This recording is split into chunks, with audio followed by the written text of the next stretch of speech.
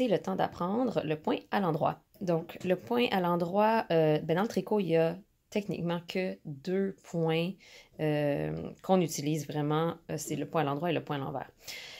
Quand on fait des points à l'endroit, on se retrouve avec un travail comme celui-ci, qui en français s'appelle le point mousse. En anglais, on appelle ça le garter stitch.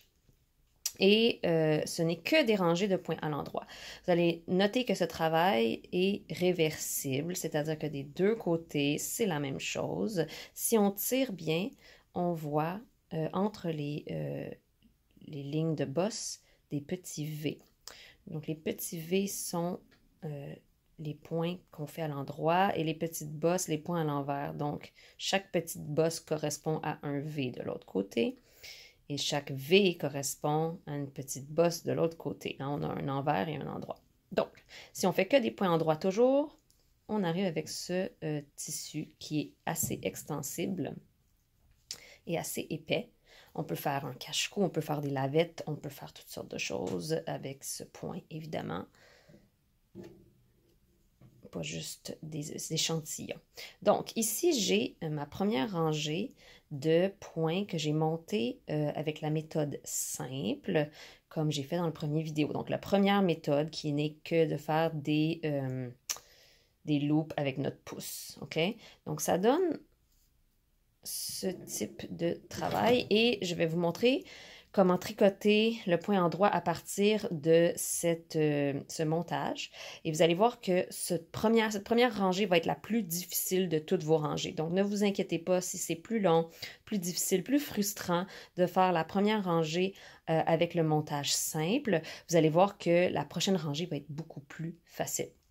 Donc, on tient toujours notre aiguille avec nos mailles dans la main gauche. Dans la main droite, on a notre aiguille vide. Et il y a deux façons de tricoter. Il y en a bien plus que deux, en fait. Je dis deux, j'ai pas raison. Il y a deux façons de tenir notre laine qui sont les plus souvent utilisées. Soit qu'on tient notre laine dans la main droite, qu'on va appeler à l'anglaise, ou soit qu'on va tenir la laine dans la main gauche, qu'on va appeler la méthode continentale. Je vais vous montrer les deux aujourd'hui. Donc, préparez-vous et choisissez quelle méthode vous convient le mieux. Donc, je vais commencer avec la méthode à l'anglaise, qui est la méthode probablement la plus utilisée en Amérique du Nord. C'est ce que je vois le plus souvent être utilisé. Donc, pour commencer, on va prendre notre aiguille et on va la rentrer d'en bas, du bas vers le haut et de l'avant vers l'arrière dans notre maille. Donc ici, ça croise les aiguilles. On va les tenir ensemble. On va prendre le fil qui est derrière notre travail, toujours. Donc ici, le fil pend derrière notre travail. On passe l'aiguille entre dans le premier brin.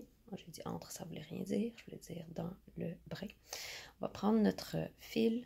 On va le tourner dans le sens inverse des aiguilles d'une montre, de l'arrière à l'avant entre les deux aiguilles. Et puis on va tenir les deux et on va venir glisser notre aiguille et passer le brin dans le trou. Donc, on est passé par ici tantôt et on repasse à la même place, en dessous de la maille. Et là, on va la laisser tomber de notre première aiguille et ça nous fait notre première maille. Ensuite, même chose, on est ici, on passe dans le brin, on prend notre laine, on la passe autour de l'aiguille arrière, dans le sens contraire des aiguilles d'une montre, et on vient tirer et passer dans le trou.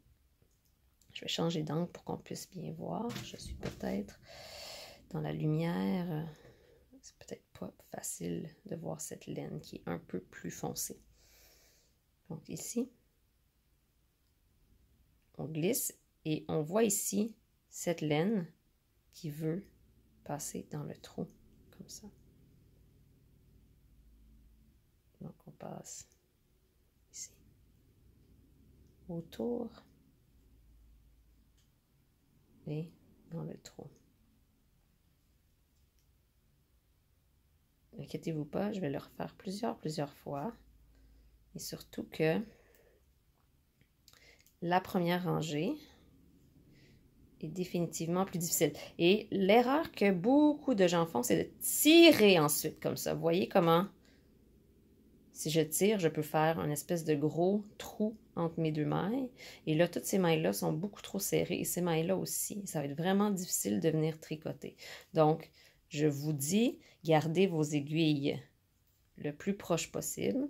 Donc, quand j'enlève l'aiguille ici, je ne tire pas, je viens juste directement faire la prochaine maille. Donc, ici, autour, à travers, j'ai caché avec mon pouce, j'en suis désolée. Ici, autour, à travers, et on enlève. Autour, à travers, et on enlève. Donc, des fois, ces petites mailles-là, la première rangée, sont un peu difficiles à attraper. Autour, à travers, et on enlève. Vous voyez que même pour moi, j'ai quelques petits espaces. Ça, c'est ici où j'avais tiré beaucoup trop, qui rend la chose très inégale. OK? Donc, je vais passer au prochain. J'ai déjà fait quelques rangées. Et vous allez voir que c'est beaucoup plus facile de continuer à partir d'un travail qui est déjà commencé. C'est-à-dire que nos mailles sont déjà formées et beaucoup plus facile à piquer. Donc, j'ai en début de rangée, mon tricot est toujours dans ma main gauche, mon fil pend derrière mon travail, donc pas devant mon aiguille. Si elle est devant ici, ça ne fonctionnera pas. Derrière, OK, et je passe dans le brin avant, je tourne autour, je passe dans le trou. La première maille est toujours un peu plus lousse. C'est correct, ne vous en faites pas. Autour, en travers, et on tire. Je continue à tenir ma laine juste pour pas avoir à la reprendre à chaque fois. Vous pouvez la laisser tomber à chaque fois si vous le voulez. Il n'y a vraiment pas de problème. Et moi, de la tenir en même temps que mon aiguille me permet d'avoir un petit peu de tension qui aide à former les mailles. Il y a plusieurs façons de tenir sa laine. Certaines personnes la tournent, certaines personnes la tiennent comme ça, par-dessus leur index. Certaines personnes, moi, je la tourne. Je prends mon brin ici entre mon index, mon majeur et mon annulaire. Je fais un tour et je viens le placer derrière mon index et je referme ma main. Ce qui me permet de tenir mon aiguille avec les autres doigts et de venir tourner autour avec mon index. Ça, c'est ma façon à moi de garder une tension quand je travaille à l'anglaise. Ce que moi, je ne fais pas beaucoup. Je préfère tricoter à la continentale. Donc, je vais vous montrer comment je tricote à la continentale. Donc, la main gauche va être la main qui va tenir la laine. Et lorsque je tricote à la continentale, je vais toujours avoir la laine qui est par-dessus mon index. Il y a vraiment plusieurs façons de le faire. Il y en a qui le glissent ici, comme ça. Sincèrement, faites ce qui vous convient, c'est-à-dire, ça se peut que vous n'ayez même pas besoin de passer vos doigts. Souvent, j'aime bien faire la même façon que j'ai montré de l'autre côté, c'est-à-dire, je passe mon fil entre mes doigts ici, je tourne, et je passe mon index en dessous. Moi, je trouve que la tension dans ce cas-là est juste assez pour ne pas être trop serrée ni trop lousse. À vous de voir ce qui vous convient. Donc, encore une fois, moi, je fais ceci. Je mets mes deux doigts du milieu. Ici, je coince la laine. Je tourne et je passe à la fin mon index ici.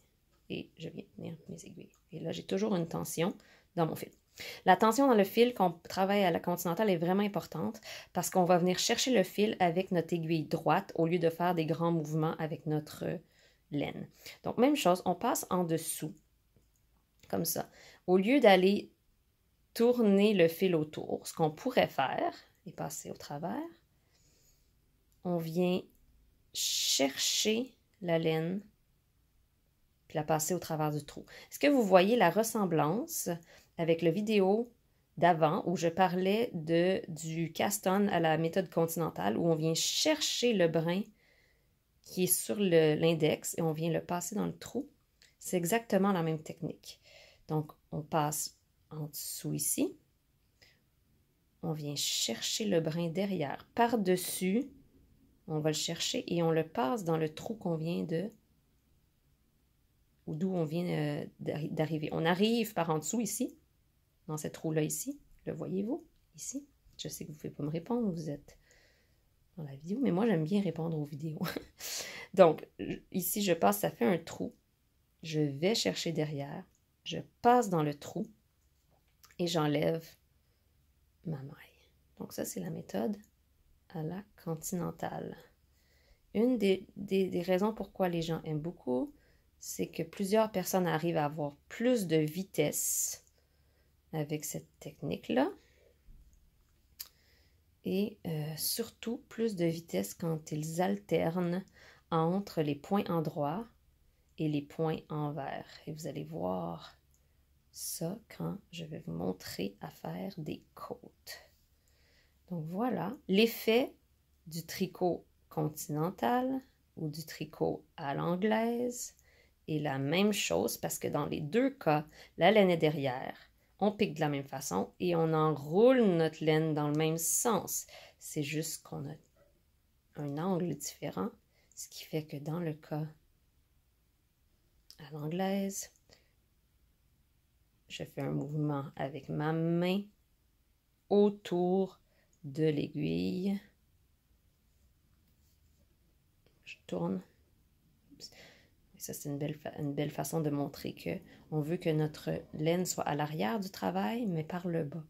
Donc, si j'ai ici, ça ici, cette maille qui passe par-dessus avec deux brins, je dois ramener ma laine en avant pour la faire passer derrière.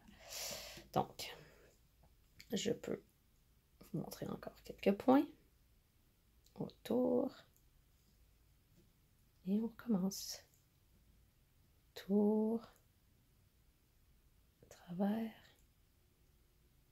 autour, travers. Et on va avoir un beau point mousse, comme celui-ci. Voilà.